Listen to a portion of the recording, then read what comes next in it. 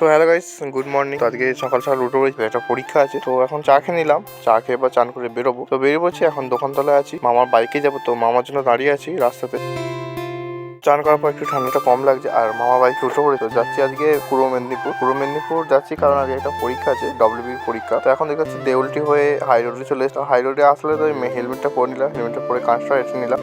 এটা বাইকে এলাম বলে তাড়াতাড়ি চলে এলাম, কিন্তু বাসে আসলে প্রায় 1-2 ঘন্টার ওপর টাইম নিত। তো অনেকক্ষণ যাওয়ার পর কিছুক্ষণ পর আবার দেখলাম কোলাঘাটের ব্রিজ চলে এলো। কোলাঘাটের ব্রিজ দেখতে হচ্ছে আজকে পুরো ফাঁকা আছে, সানডে হলো কিন্তু আজকে ফাঁকা, কেন জানি না এটা। তো সানডেতে অনেকে রাইড করে, তো আজকে কিছু কেউ করে না। আর এটা হচ্ছে কোলাঘাটের চিমনিগুলো, এটা হচ্ছে দেখতে হচ্ছে 3টে, আগে যেটা ছিল 6টা। কিছুদিন আগে ওই 3টে চিমনি ফেলে দিয়েছে কোনো কারণবশত। আর আমার সেন্টারটা বলছে পূর্ব মেদিনীপুর তমলুকে লেখা। তবে তমলুকে যাওয়ার সময় একটা টোল প্লাজা পড়তে হচ্ছে, সোনারপেটো টোল প্লাজা। 5 hours later. প্রায় 5 ঘন্টার মতো দাঁড়িয়ে থেকে পরীক্ষা দিয়ে বেরিয়ে পড়েছি, বা পরীক্ষাটা হয়ে গেছে। আর এখানে যে লাইনটা দেখতে পাচ্ছি সেটা হচ্ছে শুধুমাত্র ফোন আর ব্যাগের জন্য লাইন। তো তারপর আমরা বেরিয়ে চলে এসলাম, আর সেন্টারটা খুব কাছেই পড়েছে, মানে হাই রোড থেকে একটু পাশেতেই আছে।